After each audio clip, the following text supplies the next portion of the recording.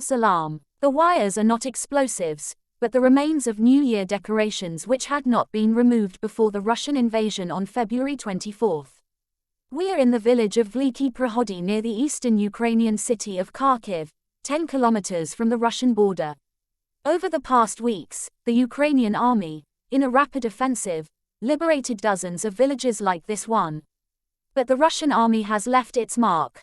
On the wall behind the Christmas tree, a large white letter, Z, is visible. The sign is everywhere, on old cars, farm equipment, fences, on the walls of gutted houses. Some, though, have now been painted over with fresh paint. In some streets, there is not one single surviving house.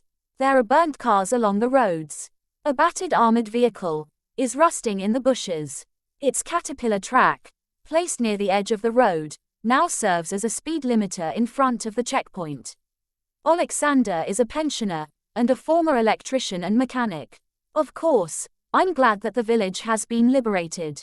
I was a partisan here for 6 months, he says proudly. Every day was a war for me. My personal war. He stole ammunition from Russian soldiers, put bars of soap into their fuel tanks, and drained diesel from their vehicles. He suspects that one of the neighbors reported his activities, because he was subjected to regular searches of his house, and twice he was put into the pit. This was a dark basement in the nearby village of Maly Prohody, which served as a prison. He was taken there with a sack on his head. I learned that basement inside out, he says. I could distinguish people by only their voices. The floor was wet, nothing to lie on, a few torn tires, nothing else. He says his Russian captors did not seem to care about the conditions in which he was kept. They would bring him food that had gone off. Conditions were overcrowded. You ask them, give me some toilet paper, he says. You hear the answer, I'll punch you in the face right now. Alexander's wife, Lubov, agrees. They never address you in a polite way, no matter how old you are. She was also detained by the Russians, not in the basement but in the premises of an abandoned store. 18 men in a room and I'm the only woman. Can you imagine? I'm 64 years old. No washing, nothing. It's terrible, says Lubov. She says she was not tortured or interrogated. But she heard screams through the walls, someone she believes was being electrocuted. At first we thought they were torturing a child, because a young voice was screaming. It turned out that it was a woman.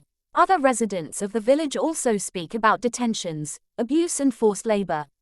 We did not find evidence that any civilians were killed here. However, the military showed us the place where Russian soldiers threw the bodies of 3 Ukrainian soldiers who died in battles at the beginning of the war. They were left lying on a pile of rubbish among some bushes. Ukraine says their bodies will be taken for examination and buried with military honors. We see the village council building, where Russian soldiers and officers lived. Judging by the handmade plaques on the doors, this building served as a military hospital with an isolation room and other wards. An icon of St. Nicholas, Russia's most beloved saint, is hanging on the wall.